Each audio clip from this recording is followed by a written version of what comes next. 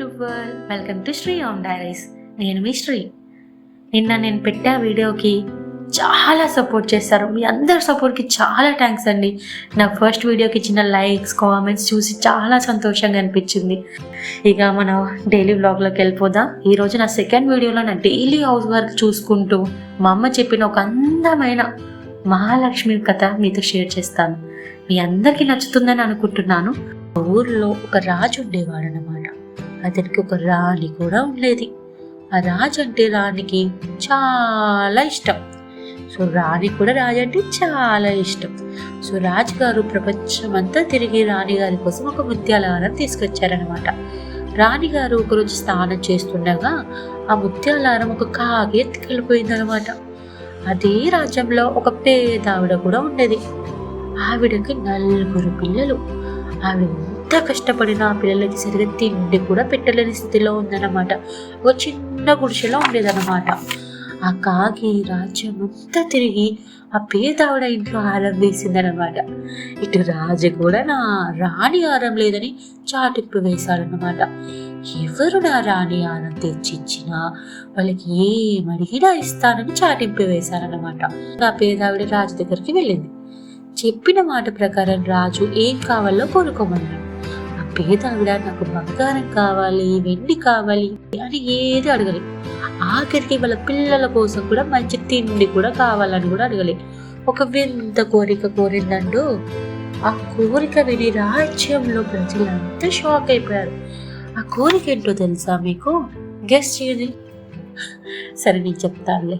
రాజు ఏం కావాలమ్మా నీకు అన్నాడు. ఆ పేదావిడ మాత్రం శుక్రవారం నుండి రాజుగారు సాయంత్రం అవ్వగానే రాజ్యంలో అందరి ఇంట్లో ఆఖరికి రాజుగారి కోటలో కూడా చిన్న దీపం కూడా ఉండదు, కేవలం మా ఇంట్లో మాత్రమే ఉండాలి అని కోరుకుందన్నమాట. రాజుగారు ఏంటి వింత కోరిక, ఏం అడగలేదు, ఏమి ఓన్లీ ఒక దీపం పెట్టొద్దని చెప్పింది అనేసి, సరే నువ్వు చెప్పినట్టే చేస్తానమ్మా, సరే నువ్వు ఇంటికి వెళ్ళు అని అన్నాను. ఇచ్చిన మాట ప్రకారం రాజుగారు కూడా మొత్తం రాజ్యంలో చాటింపు వేశారనమాట. ఎవ్వరు ఒక్క దీపం కూడా వెలిగించొద్దు, వెలిగిస్తే శిక్షిస్తానని చాటింపు వేశారు. ఆ పేదవావిడ మాత్రం ఇంటికి వెళ్ళింది. ఇంటికి వెళ్ళి నెక్స్ట్ డే మార్నింగ్ లేసి వాళ్ళ పిల్లలకి, వాళ్ళ హస్బెండ్కి అందరికీ మంచిగా స్నానాలు చేపించి వాళ్ళకున్న దాంట్లోనే మంచి బట్టలు వేసి ఇల్లంతా క్లీన్గా చేసి ఇల్లు మొత్తం దీపాలతో నింపేసిందనమాట. రాజుగారు చెప్పినట్టే రాజ్యం అంతా చీకటిగా మారిపోయిందన్నమాట. ఆఖరికి రాజుగారి కోటలో కూడా ఒక చిన్ని దీపం కూడా లేదు. కానీ పేదావిడ ఇంట్లో మాత్రం దీపాలతో వెలిగిపోతుంది. అయితే ఆ పేదావిడ ఏం చేసింది, ఇంట్లో అంతా పని అయిపోయింది, దీపాలు పెట్టేసింది కాబట్టి ఇంటికి ఎదురుగా కడప కాడ కూర్చుంది. అది కూడా కాలు చాపుకొని కూర్చుంది. ఎలా కాలు చాపుకొని కూర్చుందంటే ఇంట్లో నుండి ఎవరు బయటికి వెళ్ళలేరు, బయట నుండి ఎవరి ఇంట్లోకి రాలేదు.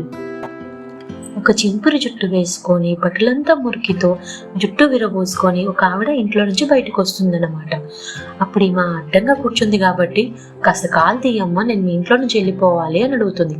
అప్పుడు పేదావిడ, నేను ఎందుకు తీయాలమ్మా నీకు కాలు, నేను తీయను, ఇన్ని రోజులు మా ఇంట్లోనే ఉన్నావు కదా, ఇప్పుడు ఎందుకు వెళ్ళిపోతున్నావు అని అడుగుతుంది.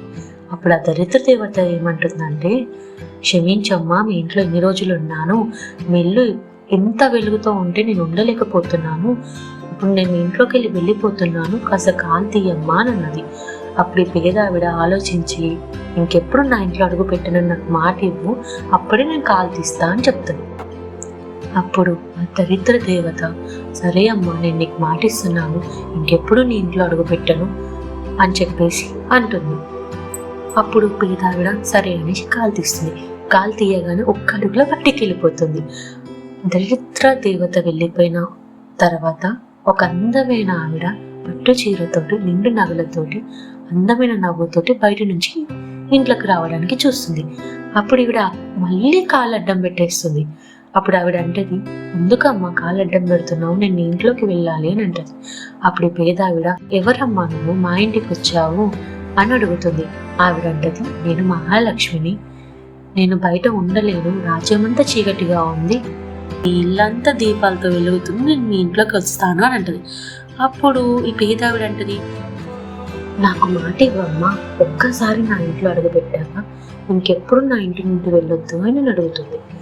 అప్పుడు మహాలక్ష్మి అంటుంది, సరే నేను మాటిస్తున్నాను, ఇంకెప్పుడు మీ ఇంట్లో నుంచి వెళ్ళాను అనేసి. మాటిచ్చినందువల్ల ఈ పేదావిడ కాలు తీయగానే మహాలక్ష్మి ఒక్క అడుగులో ఇంట్లోకి వస్తుంది. అలా మహాలక్ష్మీదేవి అడుగు పెట్టగానే ఆ పేదావిడ ఇల్లు అందమైన భవనంగా మారిపోయింది. ఆమె పట్టిన ప్రతీది బంగారంగా అయింది. తన పిల్లలు తను సంతోషంగా జీవించడం మొదలుపెట్టారు. సో ఈ కథ వల్ల మనకి చెప్పేది ఏంటంటే, మన ఇల్లు ఎప్పుడు శుభ్రంగా పరిశుభ్రంగా ఉంచుకోవాలి. మన మనసులు కూడా అంతే సంతోషంగా ఉండాలి. అప్పుడే మహాలక్ష్మీదేవి మన ఇంట్లోకి వస్తుంది. మన జీవితంలో మంచి రోజులు వస్తాయి. సో ఈ వీడియో మీకు నచ్చినట్టయితే లైక్, షేర్, సబ్స్క్రైబ్ చేయండి. మళ్ళీ నెక్స్ట్ వీడియోలో కలుద్దాం.